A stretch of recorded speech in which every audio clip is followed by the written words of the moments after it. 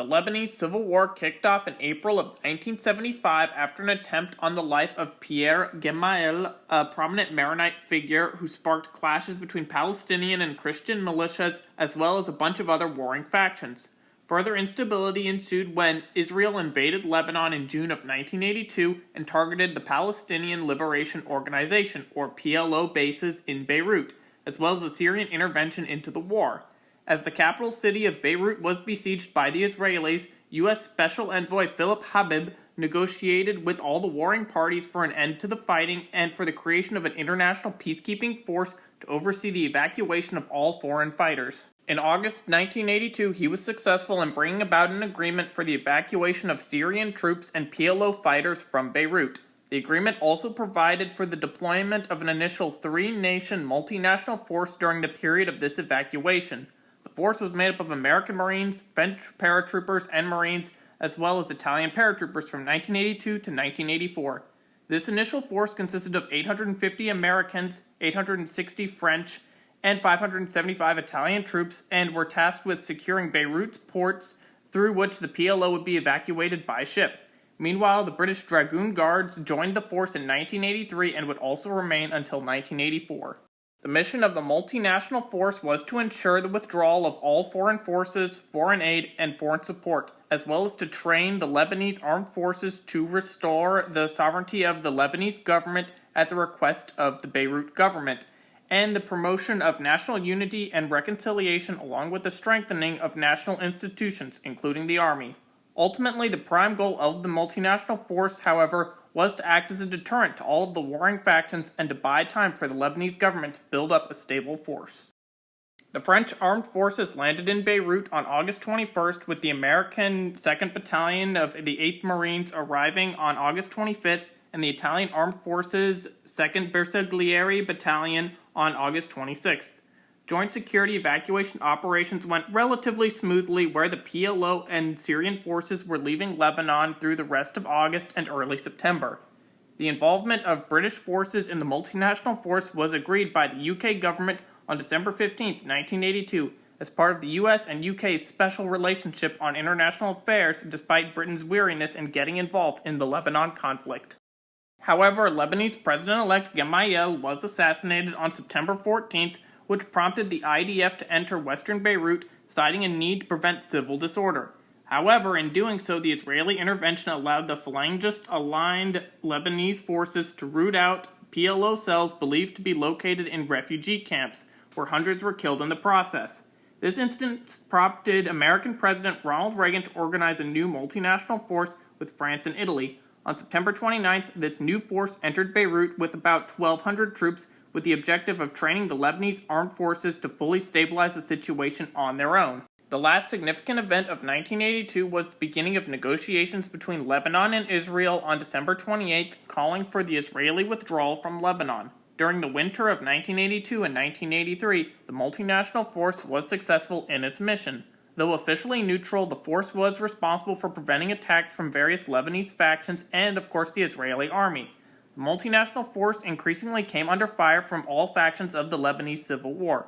Foot and vehicle patrols were conducted routinely throughout Beirut in an effort to gather information and provide a visible presence to demonstrate the multinational force's commitment to the people of Lebanon, which would be effective to a certain point. On April 18, 1983, the American embassy in West Beirut was bombed by either Hezbollah or the Islamic Jihad organization, as records are a little iffy on which one did it. Regardless, the attack killed 63 people. A suicide terrorist driving a van packed with 2,000 pounds of high explosives crashed into the embassy lobby, detonating the payload. This attack was a clear sign of opposition to multinational force presence, and the embassy was located in the French sector, where French Marines immediately responded to provide security and begin rescue operations. From April to May of 1983, shuttle diplomacy conducted by U.S. Secretary of State George P. Shultz was pivotal in finalizing an agreement between Israel and Lebanon, commonly known as the May 15th Agreement, which called for bilateral termination of the ongoing state of war between the two countries. The agreement was concurrently signed on May 15th in Israel and in Lebanon, but in the summer of 1983, U.S. Marines at the airport were repeatedly shelled by members of the Shia Amal and Socialist Druze militias. Several Marines were killed and others were wounded, In response, U.S. warships shelled the Amal and Druze positions outside of Beirut. On June 25th, multinational force personnel conducted combined patrols with the LAF for the first time. On July 14th, an LAF patrol was ambushed by Druze militia elements, and from the 15th to the 17th, the LAF engaged Shia Amal militia groups in Beirut over dispute involving the eviction of Shia squatters from a schoolhouse. At the same time, fighting in the Shuf region between the LAF and Druze militias escalated sharply. On July 22nd, Beirut International Airport was shelled with Druze mortar and artillery fire, wounding 3 American Marines and causing the temporary closing of the airport. The mountain war between the Lebanese government and Lebanese National Resistance Front kicked off in the fall of 1983, where the multinational force supported the government, but as the opposition was backed by Syria and various Palestinian terrorist organizations, the image of the multinational force saw many groups start to view them as being anti-Muslim, even though they were just there to support the government. The Mountain War would also shatter all illusions of the idea that the Civil War had ended, as the multinational force could not remove foreign forces, being that of Syria, Palestine, and Israel, which all re-intervened. On October 23, 1983, came the infamous Beirut barracks bombing, where 307 were killed and 150 were wounded in a truck bomb suicide attack by the Iranian Ministry of Intelligence and the Islamic Amal terror groups which would form Hezbollah. FBI forensics laboratory personnel investigating the scene of the attack described the blast as the largest non-nuclear explosion they had ever witnessed.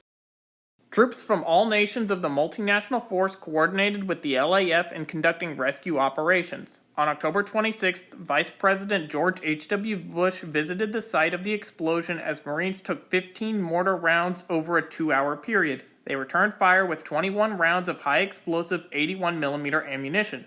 Bush then visited the wounded, and the American public began to question whether or not the multinational force should be in Lebanon as a peacekeeping force anymore. Afterwards, Marines fresh and eager after the successful Operation Urgent Fury in Grenada began landing at Beirut's International Airport on November 17th with greater firepower.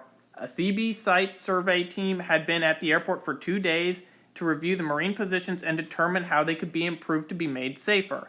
However, 8 Marines would later be killed when Syrian-backed militias shelled the airport observation post. The multinational force was targeted again by bombs on December 21st when a truck bomb killed a French soldier and 14 Lebanese outside of a French military base, and a bomb killing 4 at a Western-owned bar also occurred.